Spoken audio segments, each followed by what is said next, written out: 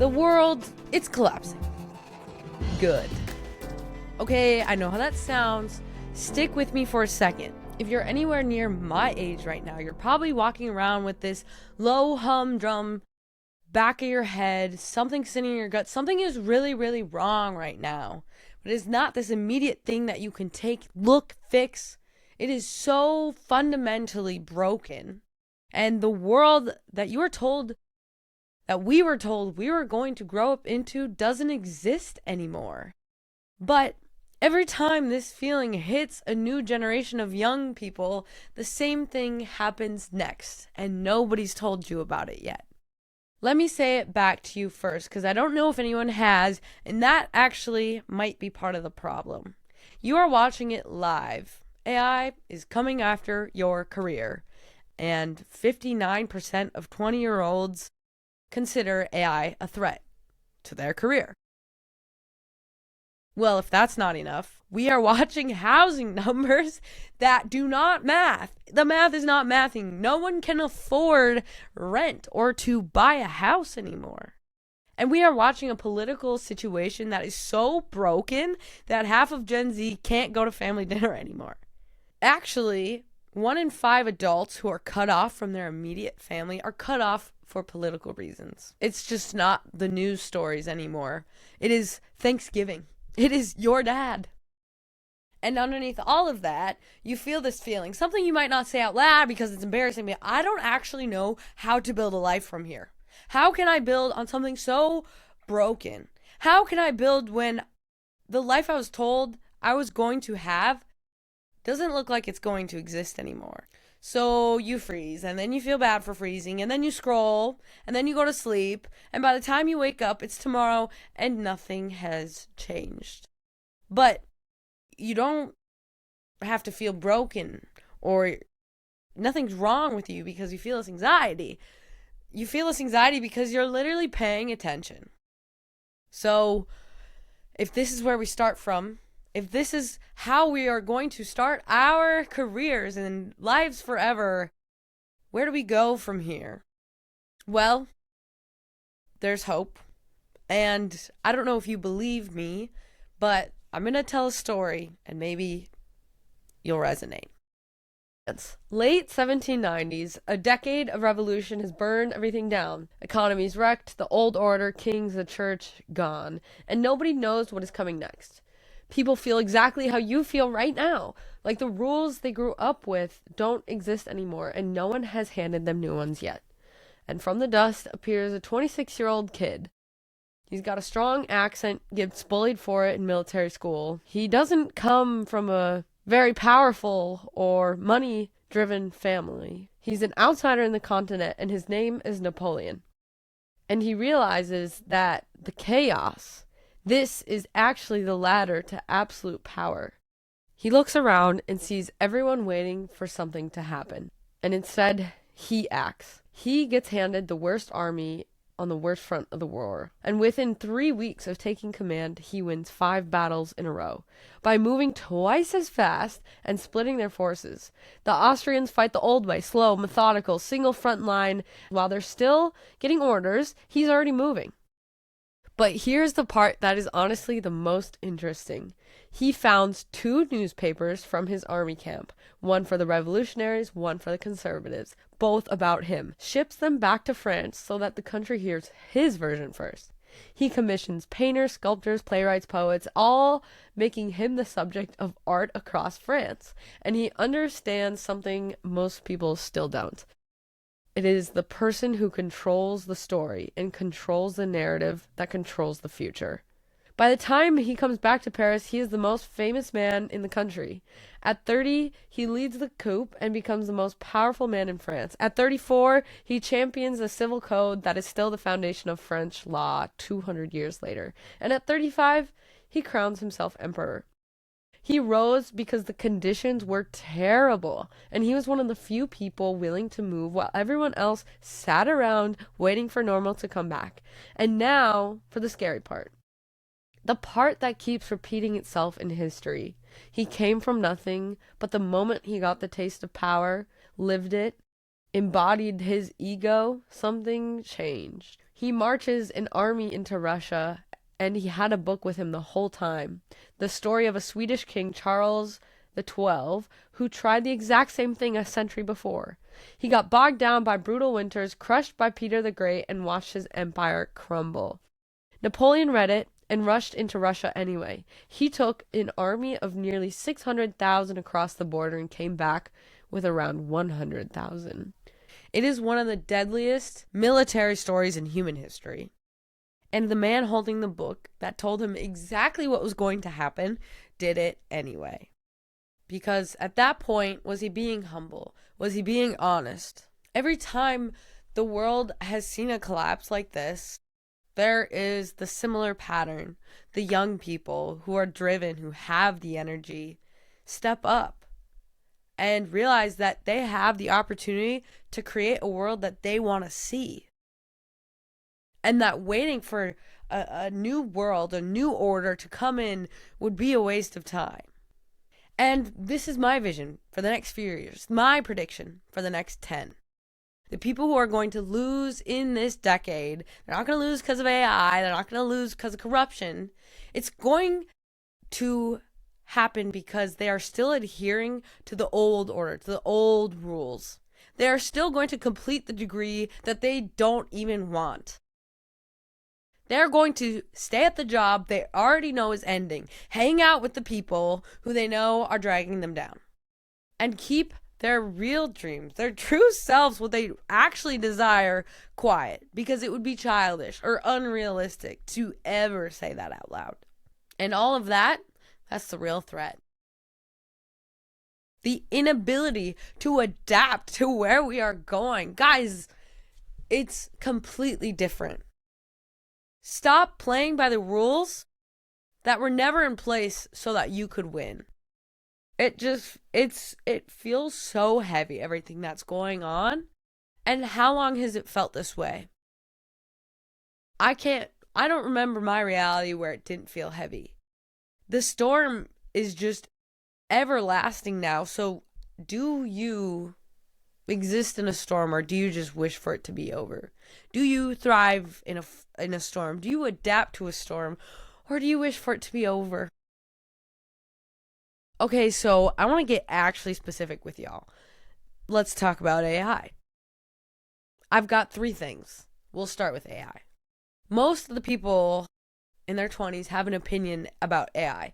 And I actually didn't realize that a large population have a very negative opinion about AI. It's the thing that's coming to take their income.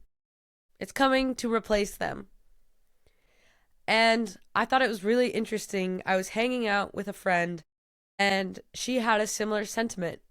And I was kind of shocked because she described her anger about it. And then I was like, okay, I get that. I feel that. But as a video editor, as someone who has a vision and sometimes doesn't have the skills to bridge the gap to that vision, AI was the thing that helped me bridge it faster. AI has been the thing that helps me organize my thoughts. AI has been one of the most useful tools that I have ever used, by far.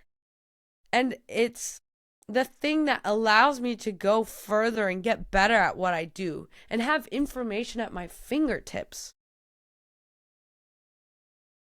But I'm an entrepreneur. I own a creative agency.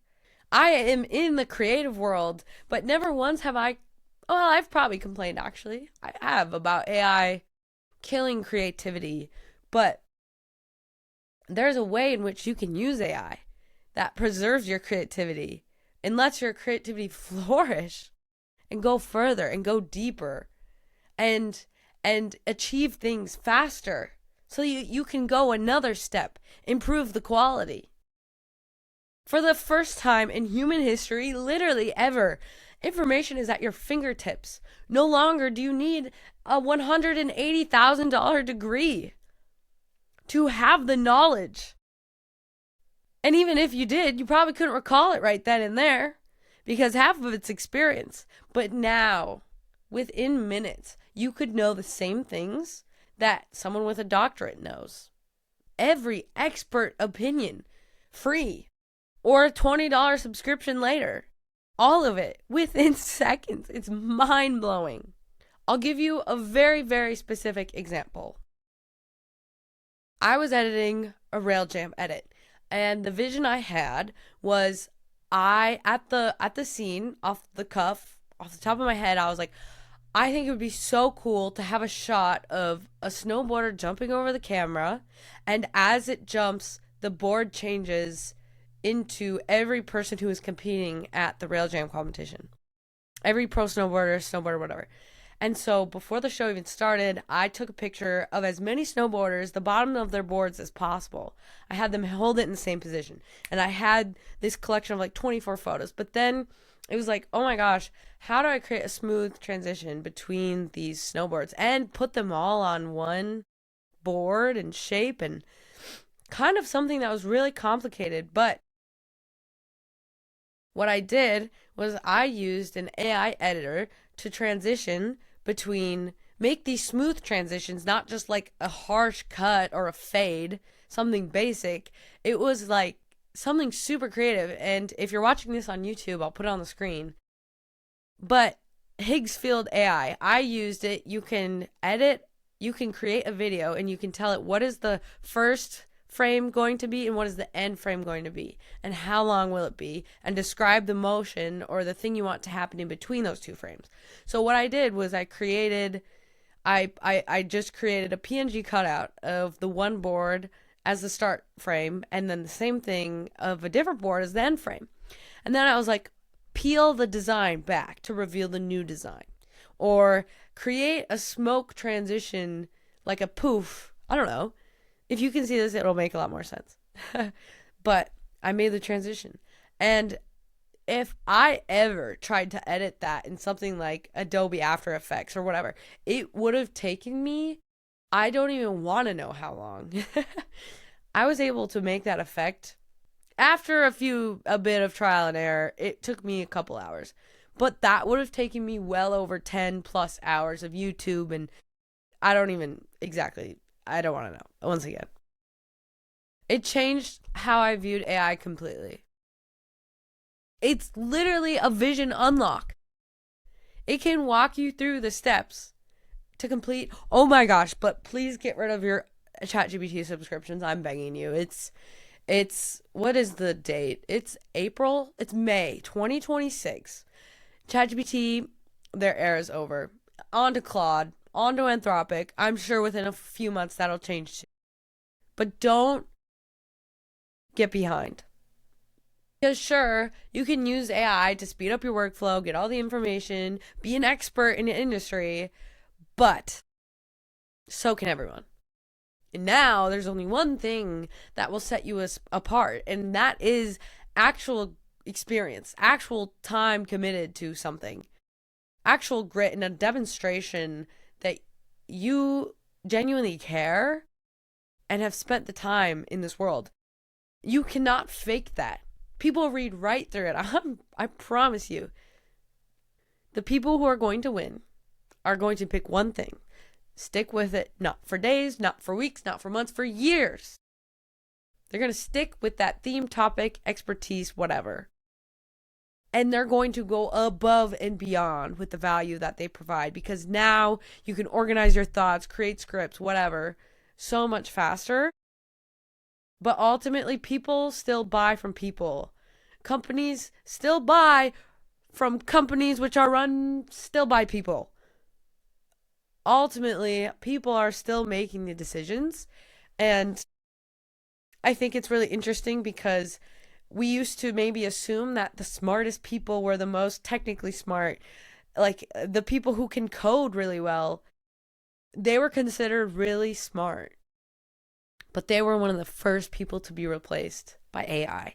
And actual intelligence, some of the smartest people I know have learned empathy and communication and all of these soft skills that are so complicated that sometimes you can't even explain them. You can only feel them. This is the intelligence that we all have to take it upon ourselves to learn. But you can't learn these things if you're acting like freaking Napoleon. Once he got his win and was taken up by his ego, he wasn't being real or honest with himself anymore. There was a separation between who he actually was and his humble roots and what he thought he could achieve and dominate and take control of. That's not the point.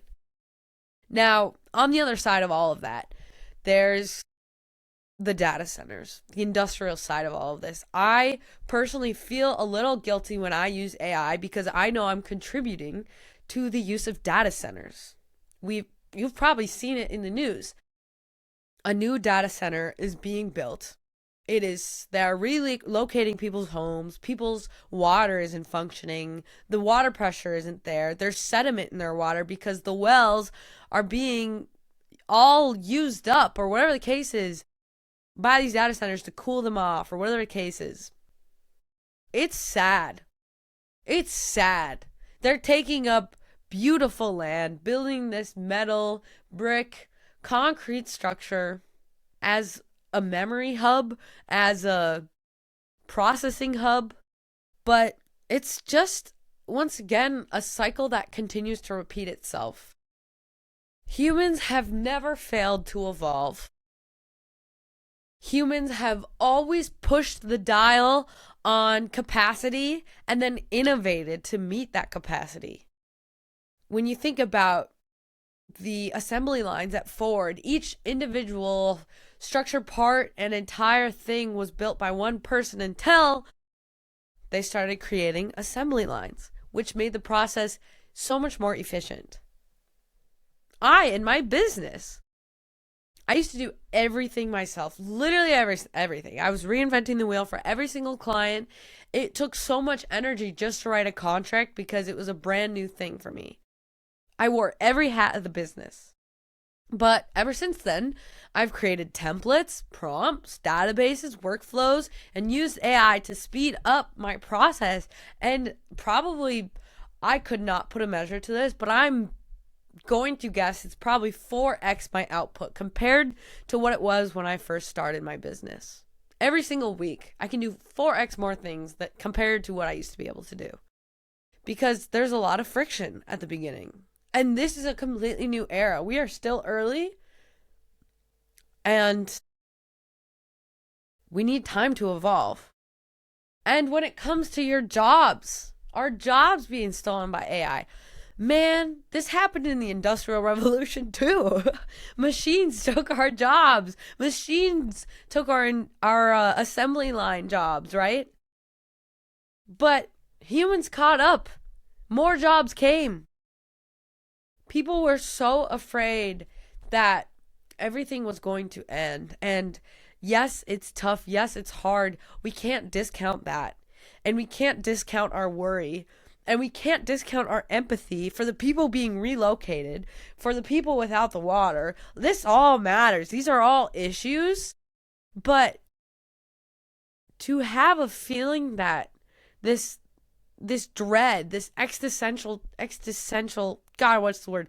Existential dread that it's all coming to an end, that we're going to burn ourselves down. I mean, yeah. Valid feeling. But just look at the history of this planet Earth. What are the chances that we will evolve again? That we will grow, that we will learn again? And once again, the people who evolved, they capitalized on these new tools. They figured out how to use them to their advantage because they knew that if they didn't latch on to this new and if they didn't embrace it. Did you guys ever hear about, I think it was Polaroid. Polaroid cameras. Is that a brand? No, it's not Polaroid. Is it Polaroid? No, it's Polaroid. Polaroid went bankrupt because the founder or the owner, I think it was the founder, they were at the top of the camera game. I don't remember what year it was. They were at the top, but And they were innovators. They invented things. They created new systems, processes, whatever, but they bet everything that digital cameras would not succeed. And therefore, they did not create digital camera products.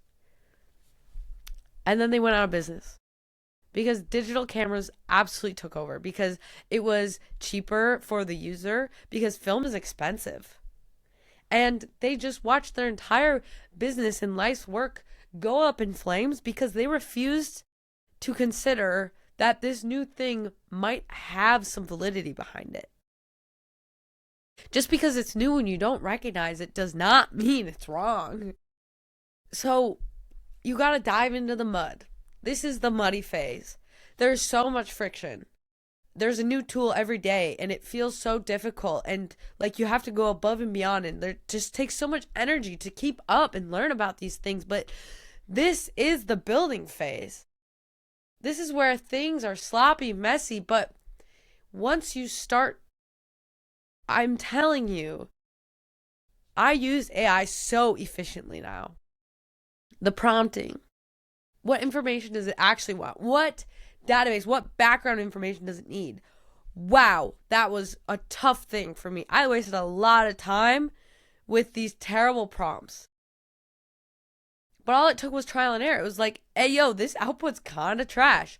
Let me adapt. Let me change this. Let me stay up an extra 30 minutes and do one more rep and try to improve. Okay, and while we're here, why don't we talk about the political stuff really quick? It is so upsetting. One of the most upsetting things. I get so triggered sometimes. I get so angry at my family, whatever. Okay, but there's a solution. There truly is. And it's not picking a side. It's not arguing hard or please stop arguing. Just start being real. Start being real about who you are. Start being so honest about what you want. And understand that a lot of these arguments and misunderstandings, it's just because maybe you've heard it before. I don't know, it feels obvious, but we all come from different freaking places. We are all each these unique, beautiful little snowflakes with our own grasp and understanding of the world, with different chemical makeups, different things going on up in our brains and our bodies. Not one of us. It is impossible to be the same as someone else. And that's the coolest part. Of course, we're not going to agree all the time. I don't know a time in history when we all agreed. And no, it doesn't have to be a let's agree to disagree. It can be. I don't even honestly know where I'm going with that. But what I'm telling you is that be your own person. Spend some time alone and stop conforming to these opinions of the people that you surround yourself with, where you grew up. Stop acting like the person everyone expects you to be and just be so straight up and real. I come from Minnesota and the freaking Minnesota nice. The passive aggressiveness. I didn't realize how messed up that actually is until I left. Because here's what I've noticed. After traveling the world and seeing hundreds of different cultures, speaking 4 different languages, we're all stuck in this agreement. This weird societal agreement that we just walked into for some reason and one day decided to follow to be who society expects us to be. This collective agreement about who everyone is supposed to be, how everyone is supposed to act. The whole thing is twisted, broken, and it's making every single one of us sick. And the only solution that I can come up with to untwist this thing is to be so honest and to influence someone else to be so honest about who you are, why you're here, your gifts, your purpose, that you influence someone else and inspire someone else to do the same, and then the entire collective is forced to update. Because if you are ever being truly honest with yourself and real about who you are, there is no arguments anymore. There's only conversation. There doesn't always have to be a solution. Sometimes you can just put what you're thinking, your feelings out on a table, and the person sitting across from you, you can both look at it together and not decide to light it on fire, not decide to give it a solution, to name it, just to look at it, to examine it and explore it. That is our job. That is literally the work of our generation, is not to fix politics, not to win arguments, but to literally be so honest with ourselves and the world that it's forced to become a more honest place. Hold your buddies accountable. And to just let others be who they want to be too. Is what they're doing, is who they want to be, really hurting you? Really getting in your way? It sounds big. It sounds like a huge task. But in a world where AI is ever present, I write content. I study content for a living. I write on LinkedIn every day. I write it on Instagram every single day. And people are being called out left and right for sounding like AI. And people are being unfollowed for sounding like AI. Like, surely there's a way to leverage AI, but this era is forcing us to be incredibly human, to prove that we've got blood pumping through our veins, that you've got heart, that you've got purpose and a mission bigger than yourself. That is, not only is it good for the world, it is literally strategy these days, which honestly might be the coolest part about this era. Our gauge, our understanding, or our instinct as to is this genuine or not is going to only improve. Like, I don't know if you know this, but we subconsciously decide whether we're going to watch something within less than a second on while we're scrolling, because your subconscious is doing the work. Is this genuine? Is this interesting to me or not? And it's only getting better with AI content flooding us. Now, surely my mom still sends me videos and she has no idea it's AI. That's funny and that's great. But we're fine-tuning that instinct every single day. So I'm asking you, are you being honest about what you really want? Like, is there a second of doubt when I just said that about the path you're on? Because I said it before that the only way to win right now is kind of spending years and proving you've got the experience in that area of expertise. But the only way you can outlast your competitor is passion. The competitor will burn out if it is not aligned with who they are, what they actually want to do. You have to search so deep. You have to spend some time alone. You have to spend time exploring right now to find out what lights you up. And not only is that the best decision of your life, because life is freaking amazing. Wake up being excited about what you want to do. Wow. Let me tell you, that is something powerful and special, but that is literally how you will succeed. So when I say the world is collapsing and I say good, this is what I actually mean. The old world order, it's done. It's gone. The you must have a degree to succeed, it's completely gone. The pick a political side, gone.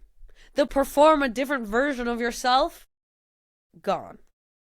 It's all ending, and it's a beautiful thing, but the reason it feels so heavy is because no one has prepared us for this. But the new game, it's wide open, and it rewards people who are being honest. It rewards people who are putting their time, their efforts, and their eyes towards AI, towards being honest, towards being passionate, and letting their gifts speak for themselves. You are not too late. You are so early that it's almost unfair to the people who are just starting to pick up on this in 3 years. And I know that this is a really big idea to land in your chest. Like, why is she talking about these terrible things being such a good thing? I just mean that This is the chaos. This is where opportunity lives. I'm not saying that this isn't terrible. I'm not discounting the terrible things going on in this world. And the truth is, that can be a really hard thing to deal with. And, if thinking about it in this direction, when you're in the gutters, when you're having a moment, a day that's terrible, when the anxiety is really kicking in on another level, I have an episode for you. It's episode number 4. Ambition is hard. This is for when shit hits the fan. I recorded an entire episode sitting on the toilet in front of the ocean because that day for me was terrible. And I walk through some of the methods I use when my overwhelm or anxiety is really taking over. Because I've been building business for 3 years. I've been living an unconventional life for a long time. And I really know the loneliness and the friction and the confusion that comes with all of this. So if that is something you might find useful, definitely go check it out. Okay, so if this episode made you feel better in any way, if it gave you any value, please send it to a homie who you want to be ahead of the game with, 5 years ahead of everyone else. This is the community we're building here at the Kids Like Us, and let's get it popping, because it only gets better when there's more of us. So definitely hit subscribe, send it to a friend, and stay real, stay cool, and keep building. Happy building. Peace out.